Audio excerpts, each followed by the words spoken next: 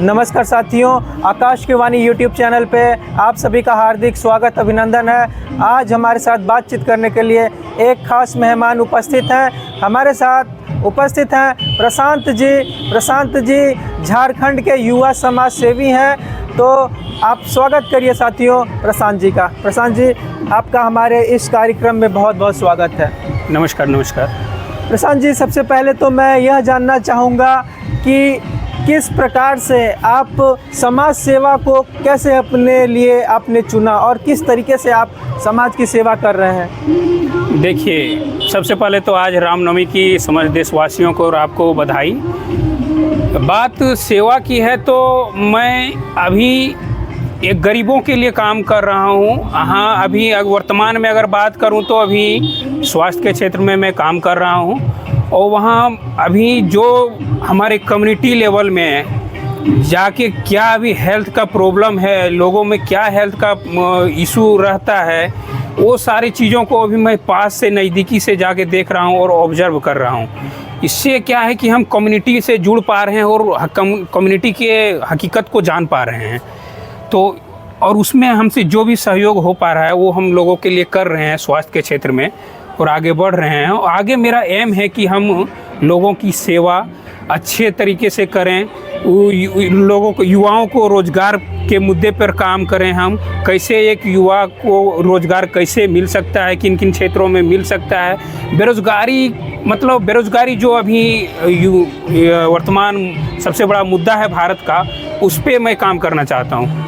प्रशांत जी, आप चूँकि झारखंड से हैं और युवा हैं, समाज के लिए आप युवाओं के लिए एक आइकन के रूप में, एक रोल मॉडल के रूप में उभर करके सामने आए। मैं बताना चाहूँगा कि झारखंड का एक छोटा सा जिला है गिरिडीह, जहाँ से प्रशांत जी आते हैं। और प्रशांत जी युवाओं के लिए, उन युवाओं के लिए एक रोल मॉडल है जो लोग कहते हैं कि सीमित संसाधनों में सफलता प्राप्त करना मुश्किल है। प्रशांत जी एक साधारण परिवार से आते हैं और एक इन्होंने रोल मॉडल के रूप में इन्होंने साबित किया है कि किस तरीके से हमारे अंदर अगर इच्छा शक्ति है तो हम उस मुकाम पर पहुंच सकते हैं। प्रशांत जी, मैं जानना चाहूँगा कि आप चूँकि झारखंड से हैं और अभी लोकसभा का इलेक्शन जो है वो पास में है, तो क्या राय है आपकी? युवाओं को क्या संदेश देना चाहिएगा? आप किस तरीके से वोट दें? क्या सोच होनी चाहिए युवाओं की इस इलेक्शन में? देखिए, इलेक्शन की मुद्दे की अगर बात करें तो हम सबसे पहले मेरा एक ही व्यू रहेगा, एक ही मेरा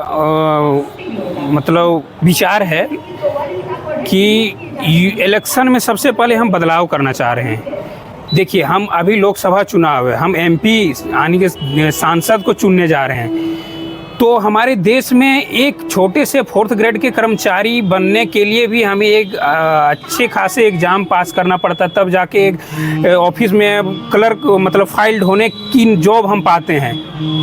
तो और अभी हम सांसद बना रहे हैं और हम अपने देश का सांसद बना रहे हैं। सांसद को बोला जाता है कि सांसद में इतनी शक्तियाँ हैं कि वो हमारे इस भारत देश की संरचनाओं को, आधारभूत संरचनाओं को, सीमाएं को चेंज कर सकते हैं। वो ताकत होती है उनमें और वो हमारे कानून बनाने के निर्माता बोले जाते हैं, संविधान के संरक्षक कहे जाते हैं। तो हम सांसद चुनने जा रहे हैं और उनकी क्या क्वालिफिकेशन है?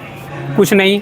तो एक न्यूनतम अर्हता होनी चाहिए। हम इस पे बात करते हैं, इस पर हम सरकार को आग्रह करना चाहते हैं सरकार से कि ये कानून मंत्री से भी और इलेक्शन कमीशन से भी मेरा ये आग्रह है कि सांसद के लिए एक न्यूनतम अर्हता तय होनी चाहिए, जो मिनिमम डिग्री होनी चाहिए और उसमें एग्ज़ाम उसका लेना चाहिए, कम से कम 50 नंबर का हो, जिसमें हम सिलेबस भी आपको बता देते क्या होने चाहिए। मेरी ये राय है कि वो संविधान से क्वेश्चन हो, उसमें पॉलिटी से क्वेश्चन हो, ज्योग्राफी से, हमारे इंडियन ज्योग्राफी से क्वेश्चन हो।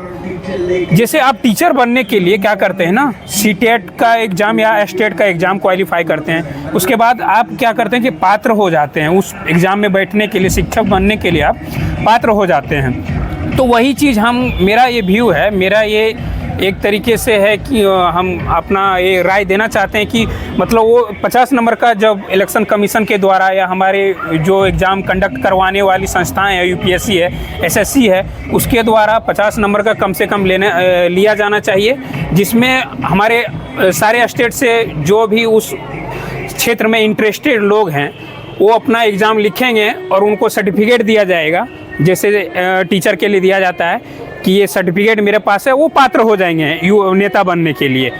तो उसके बाद अपने जो जो पार्टी से रिलेटेड है, जिस पार्टी से जिनको जाना है, टिकट लेना है, वो ले, ताकि वो उसमें क्या होगा ना कि हम एक शिक्षित लोग को संविधान में ला पाएंगे, हम MP बना पाएंगे, तब विकास हो पाएगा अच्छे से। अभी क्या कर रहे हैं, जिनको सिग्नेचर करने नहीं आता है, जिनका कुछ भी क्वालिफिकेशन नहीं है, उनको हम सांसद बना देते हैं।